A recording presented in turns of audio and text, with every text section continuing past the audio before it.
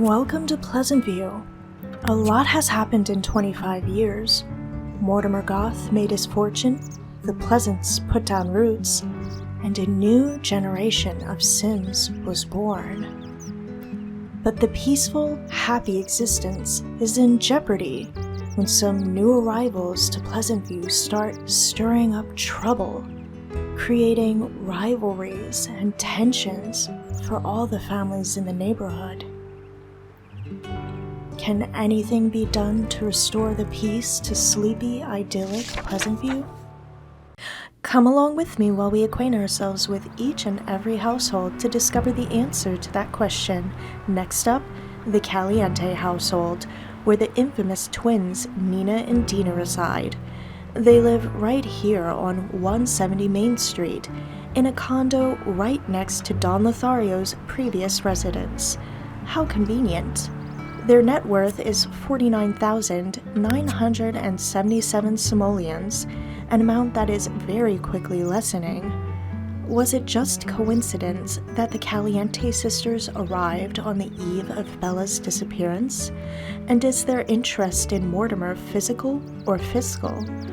One thing I'd like to note here is that even though Dina is the sister who's currently involved with Mortimer, they were both interested in him, as this description clearly states.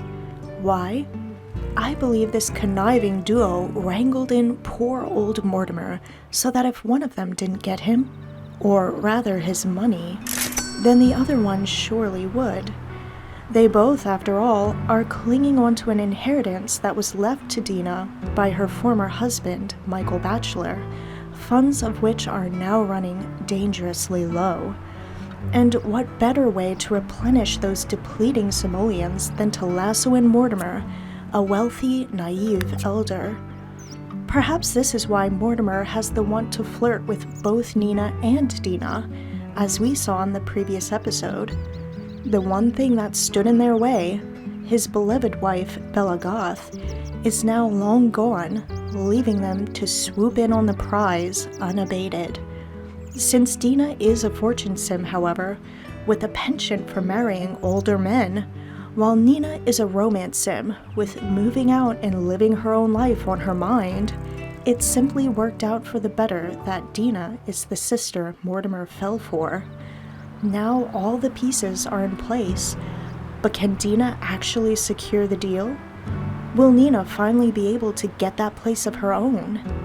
And were these sisters involved in the mysterious vanishing of Bella Goth? Let's take a look.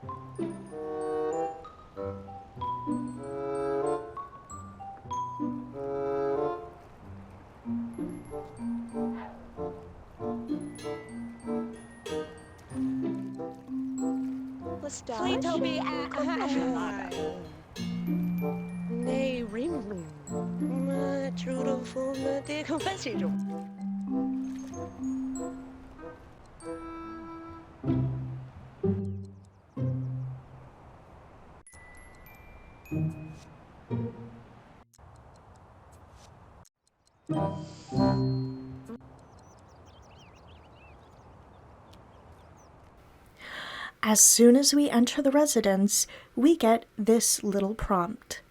Dina Caliente is digging for gold, and she wants to lay a claim on Mortimer. Don't wait for him to make the big move. Be aggressive. We can also see that Mortimer has very conveniently just appeared on the lot, taking a nice, leisurely stroll right in front of their condo. How fortunate for Dina. But before we have her dart down there to greet him, let's find out a little bit more about this notorious duo. Starting with Nina, we can see that she is, as before mentioned, a romance sim, and that she has an aspiration level of love machine, as well as a lifetime want to become a professional party guest. This is also referenced in her wants, where she wants to get a job in the slacker career. She also wants to flirt and to meet someone new. Deeply connected to her Mediterranean roots, Nina likes exercise and bread pudding. Nina is a Scorpio, and she is extremely neat and especially active. She is also very serious and, for a romance sim, surprisingly shy, and she's more grouchy than she is nice. Heading over to her career and skills panel, we can see that Nina is currently unemployed, and that she only has 2 skills: body, which she has 2 points in, and cleaning, which she only has 1 point in. Well, she does want a job in the slacker career path, so we really can't expect too much, can we? Nina's interests include money, food, fashion, sports, travel, animals, and sci-fi, and she still needs to find a hobby. Her turn-ons include sims who don formal wear and are great cooks, and she's turned off by athletic sims. Quite odd considering she's so attracted to Don Lothario. Diving into her memories, we can see that Nina started out leading a fairly good life. Her father Flamenco taught her how to walk, talk, and study properly, while her mother Nayat potty trained her. Unfortunately, Nayat passed away when the sisters were still children. After Nina became a teenager, she met Don Lothario and shared with him her very first kiss. After this, she received a negative memory for aging into an adult. Too soon. Too soon. I wasn't ready to grow up yet. My life seems like it's going nowhere. Dina, however, aged up well. After this, Nina fell in love with Don, and afterwards welcomed Michael Batchelor into the family as Dina's new husband. Her father, Flamenco, unfortunately passed on after this event. Nina then secured a job, but lost it not long afterwards. Strangely enough, this happened to be as a golf caddy in the slacker career, the very same job she now wants to join and advance in. And then came the burglary, an event that traumatized her. And there she met Gordon King, who Nina is enemies with. Dina's husband Michael died shortly after this, and a repo man showed up to collect on the sisters' faulty payments. After this, Nina made out with Don, met Brandy and Mortimer, and later on had her very first woohoo with Don, which happened to be that very same hot tub lovin' that we saw when we entered Don's condo just days prior. One interesting thing to note is that even though Nina is a romance sim, Don has been the only one that she's ever even kissed, let alone showed true interest in. Could it be that this romance sim has found her one true love? Or is it just that Don had been the only eligible sim she'd ever known? Heading over to Dina, we can see that this fortune sim is a bacon bringer and has a lifetime want to earn 100,000 simoleons, in no way due to hardworking means though, I'm sure. This is Dina we're talking about after all, and her wants and fears show exactly how she intends on getting that aspiration fulfilled. It is often said that Dina has a mind of her own, but she is quick to disagree. She likes chocolate and dreams of making it big. Yeah, in someone else's fortune, maybe. Dina is a Sagittarius and is very sloppy and incredibly lazy. She is, however, very outgoing and playful, and is more nice than she is grouchy. These traits lent a hand to Dina's 3 charisma skill points, as well as the 1 creativity skill point she has. Dina, like her sister, is also currently unemployed, but unlike Nina, has actually never had a job, held down or otherwise. Then again, why would she when she can just hitch rich? Dina's interests include money, obviously, entertainment, fashion, travel, weather, toys, and sci-fi. All these sci-fi lovin' Sims. I wonder why. Dina also has yet to find her hobby. Her turn-ons include Sims who wear glasses and have custom hair, and her turn-off is blonde hair. Interesting, considering Mortimer was actually born a blonde. Heading into her memories, we can see that their parents took a little bit of a switch with their daughter's training, with flamenco potty training her and Nayat teaching her how to walk, talk, and study properly. Perhaps the parents gravitated towards their favorite? Her earlier memories seem to mostly mirror her sister's, except that Dina was happy to grow into an adult.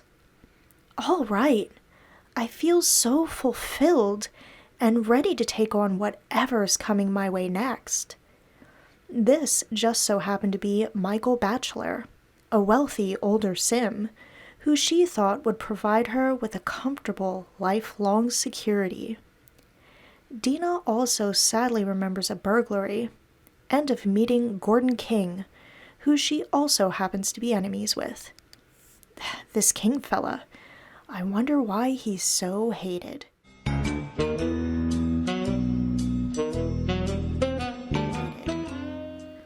Shortly before Michael passed away, due to old age, Dina wound up cheating on him by giving Don Lothario that comforting kiss after the death of his parents. I know this is wrong, but it just feels so right.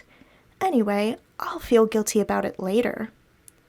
Did Dina ever feel guilty? Questionable. After Michael died, he left her with his inheritance, but that did precious little to keep the repo man at bay, and Dina realized she'd have to again marry big to feel that same sense of security she felt with Michael. Cue poor Mortimer, who Dina swooped in on with the velocity of a peregrine falcon. But before she actually sealed the deal with aging Morty, she took it upon herself to have a little bit of a fling with Don. This time before marriage, to save herself from any of that potential guilt she may experience later on. One very interesting thing to note is that when we go into Dina's family tree and head over to her late husband, Michael Batchelor, we realize very quickly that he is actually the brother of none other than Bella Goth. So the plot thickens. It thickens even more when we realize that the sister's grandfather, Nestor, was actually impregnated by pollination technician number 7, an alien, which brought their father Flamenco into the world. That's right, they actually have alien lineage, which gives even more meaning to the name Caliente. Is it possible that the abduction of Bella was orchestrated by the Caliente sisters so that she'd be out of the picture while they sucked old Mortimer dry? Speaking of Mortimer, I think it's about time to send Dina down there to greet him, and to get those wants of hers fulfilled. But first, let's change her into some clothes. Although I'm sure Mortimer would enjoy the scene, I'm not sure his aging heart can handle it just yet. Later on, though, now that's a different story.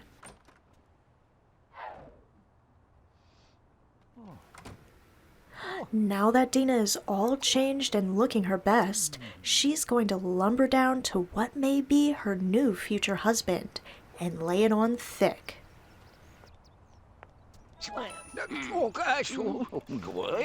After she greets him with a big, forceful kiss and gives him a complimentary butt squeeze, we're gonna have Dina propose.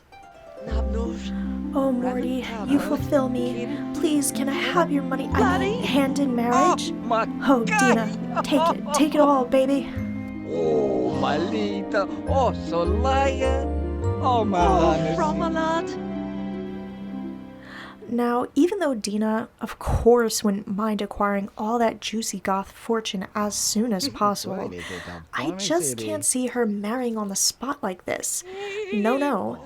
Dina would definitely want something extravagant, and I feel like Mortimer would want to give her just that. So we are going to have Dina pick up that phone, manage a group wedding party, and send the happy couple on down to the wedding park to get married, Dina style. Mortimer, what are you doing? Get out of that hot tub. You have a wedding to attend. Your own wedding.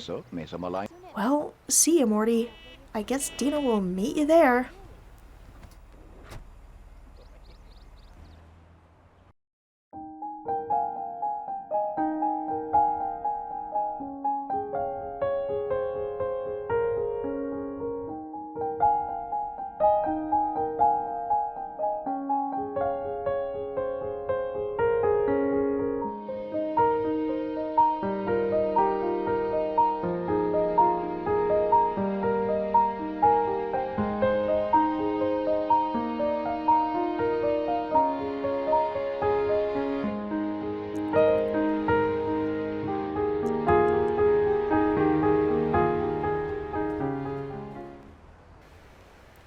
Fit for a queen.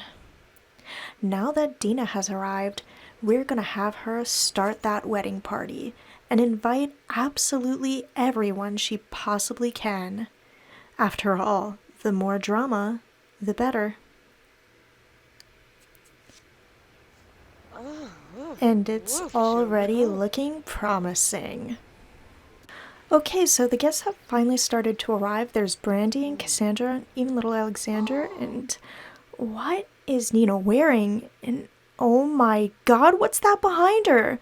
What's that thinking about her? A floating head? Who is that? Darren Dreamer? What happened, buddy? Oh god, this can't be good. Oh, this really can't be good. Oh, come on. Please don't do this to me, game. Please don't do this to me. Please. Oh, you son of a...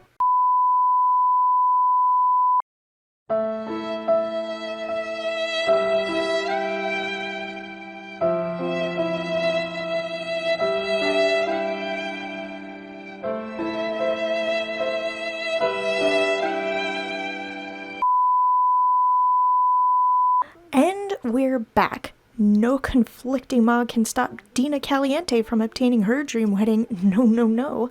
Let's try this again. Oh, come on. You've got to be kidding me. Dina, stop talking about woohoo with Don. And Don, get out of here. Now that that's taken care of, let's try this again, shall we? First, we gotta manage the group. Then we gotta call up the taxi.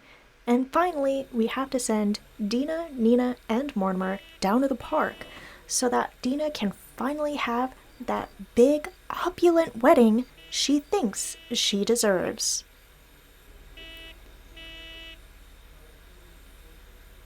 Any second now.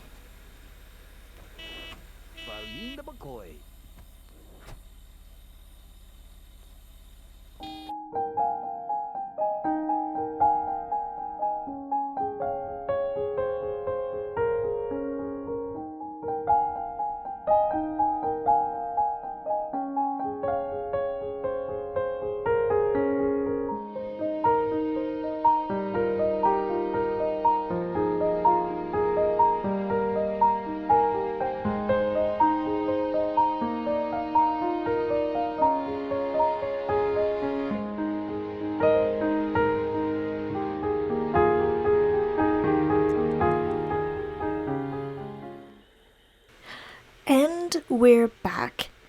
And it's looking just as promising as it did the first time around.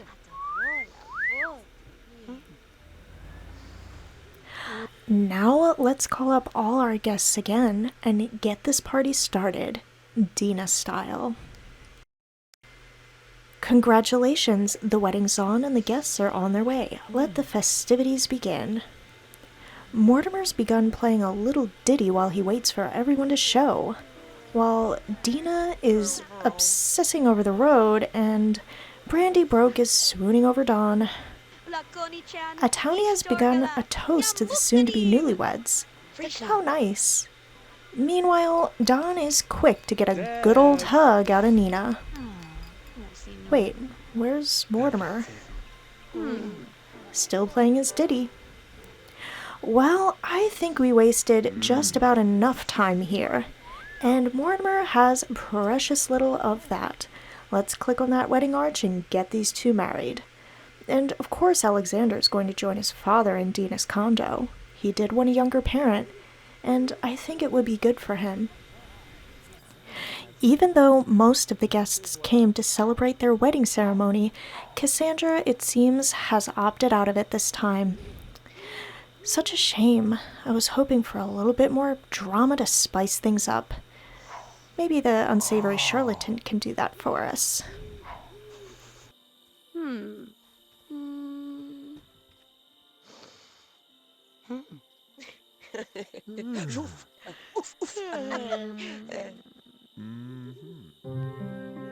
Easton. Kimono mo si digay. Kelo, Oji. kamola ne sinamolay. Uva tawala.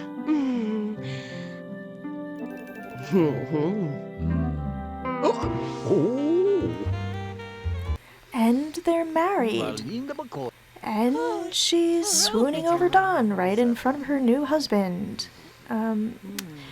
Moving on, let's have her cut this wedding cake.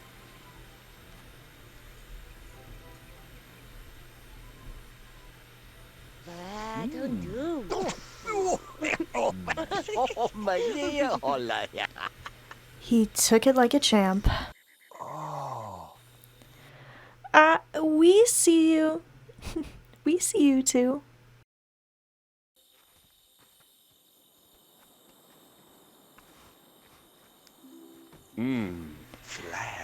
Don, can you please not right in front of your father-in-law, please? Just look at the unsavory charlatan just stalking around them. Just stalking around the table. Look at him over there. Doesn't even know what to do with himself. He's just waiting for his chance.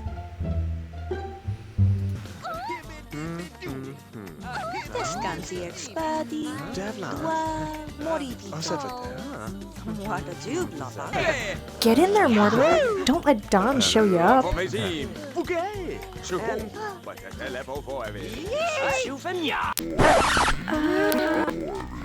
Okay. Dina's gonna run away from Mortimer. Not that I can say I blame her. And... oh no, she fell! She didn't make it. Oh well. Jeez, what a bunch of jerks! Her husband and her lover laughing at her for failing. Let's see you do it, Mortimer.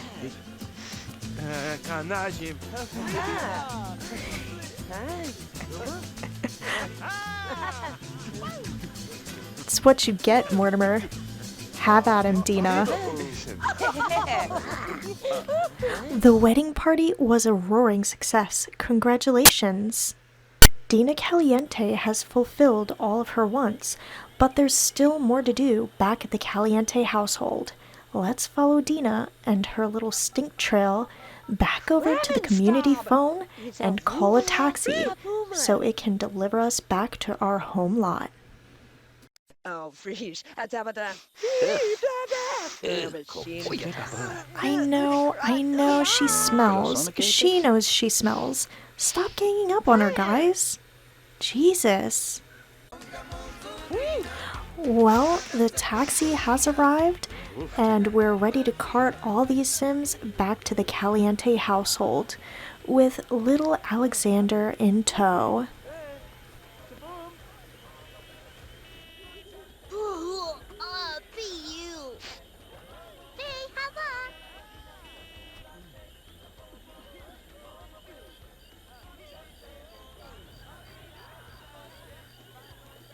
As soon as they're all safely back home, we get another message.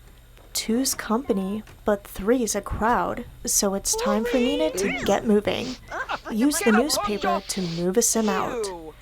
And that's exactly what we're going to have her do.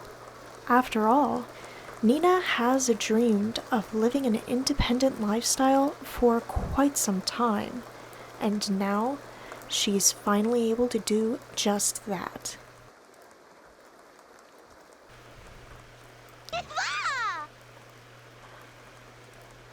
Well, it looks like Nina has found something, and the taxi has come to pick her up and drive her off to her brand new life. Mortimer and Alexander are gonna wave her off as she journeys on to her own big adventure. Even Dina came running out into the rain to wish her sister good luck. Bye, Nina. We'll be seeing you very soon. In the meantime, we're gonna have Dina take a bath and... oh, the joys of newly married life. Well, now that Dina is all clean, I think it's about time that she and Mortimer consummate their marriage. But right before they can get all freaky, they get an uninvited guest.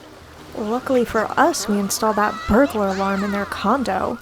Gordon King, you little... wait, Jessica Body must be his accomplice. Where the heck is she going? Wait, what do you mean next time? She's still in my house. Look at her go.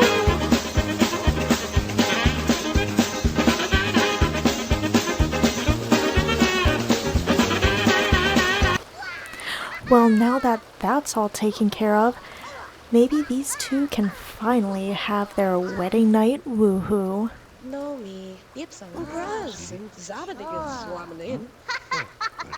Why does Alexander sound so close? Oh god, is Alexander in the room? Yeah, shush kid, get out of here.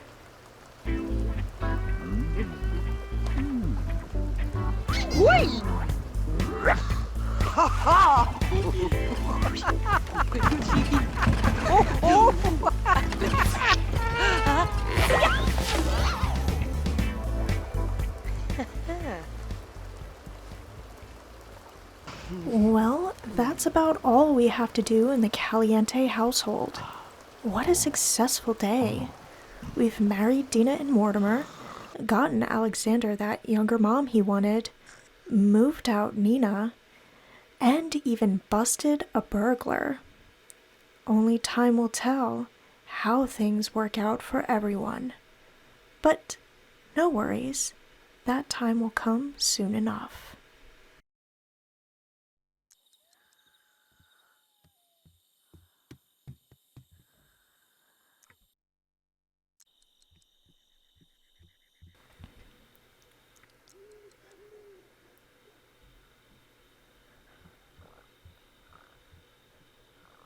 Thank you all so much for watching. If you enjoyed this intro, please be sure to leave a like and maybe even a comment. Subscribe to the channel if you like this content, and if you're just passing through, I hope you'll join me again.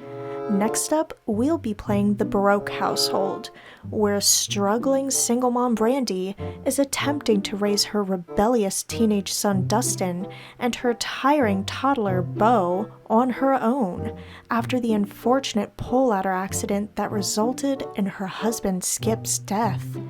Will Brandy be able to hold it together and raise her boys well?